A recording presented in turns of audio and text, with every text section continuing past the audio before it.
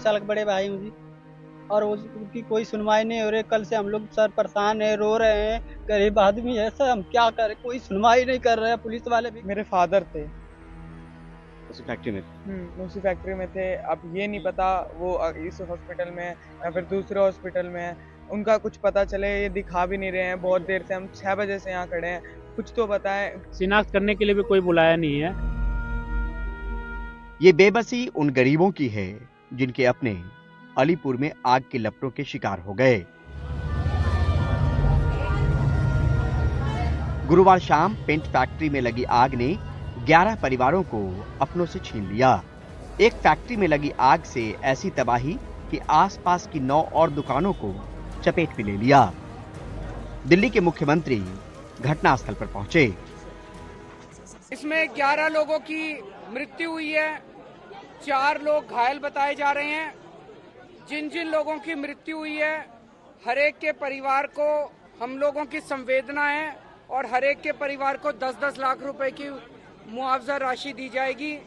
किसी की भी मौत की कीमत नहीं लगाई जा सकती, लेकिन अपनी तरफ से हम जो मदद कर सकते हैं हम करेंगे। जो घायल हुए हैं, माइनर इंजरी, 2 की माइनर इंजरी थी, उनको 20-20 हजार रुपए, और जो 2 की मेजर इंजरी थी उनको 2-2 लाख रुपए दिए जाएंगे।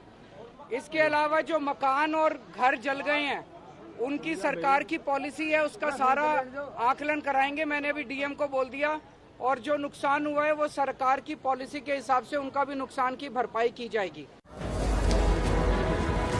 पेंट की फैक्ट्री वाली गली रिहायशी है।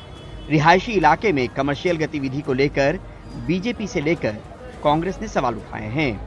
देखिए, अभी तो हम पहुंचे हैं, जो जानकारी मिल रही है दुखद है, और इस तरह की अवैध फैक्ट्री अगर अनैतिक रूप से चल रही है और आसपास के घरों का बहुत नुकसान हुआ है, इसका आकलन करना पड़ेगा और दिल्ली सरकार को इसकी जिम्मेदारी लेनी पड़ेगी। सुरेश भारद्वाज जी से बातचीत किया, इन्होंने लिख करके दिया है 1.5 महीना पहले एसएचओ को कि इसको बंद कराया जाना चाहिए।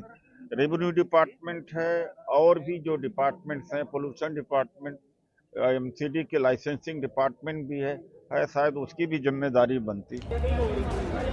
आखिर कैसे 11 लोगों की मौत हो गई, चश्मदीदों की सुनिए। फ्लेमिंग का जिस टाइम काम हुआ था वो मेन गेट पे हो रहा था, आग का जो काम चल रहा था वेल्डिंग का, तो वो ड्रम के अंदर आग लगी सुनने में आई हमने, क्योंकि मैं भी एकदम भागा तो पता लगा, मैं भी सो रहा था। तो जैसी आग लगी तो ब्लास्टिंग स्टार्टिंग यहीं से हो गई थी, गेट से ही हो गई। हाँ, यहाँ से ताला लगा रखा था, अंदर काम हो रहे थे, फिर अंदर से ब्लास्ट होना शुरू हो गया। मुआवजे का ऐलान भी हुआ, महकमे का साथ में मिला, तब जब हादसा हो गया। लिहाजा राजनीति भी हुई, सवाल जिम्मेदारी जवाबदेही तय करने की भी उठी। क्या इस घटना से सबक नहीं ले सकते? गलत करने वालों को सबक सिखा नहीं सकते? अगर नहीं तो जिंदगियां मौत की भेंट चढ़ती रहेंगी और सरकार मुआवजे का ऐलान करती रहेगी। नई दिल्ली से परिमल कुमार, एनडीटीवी इंडिया।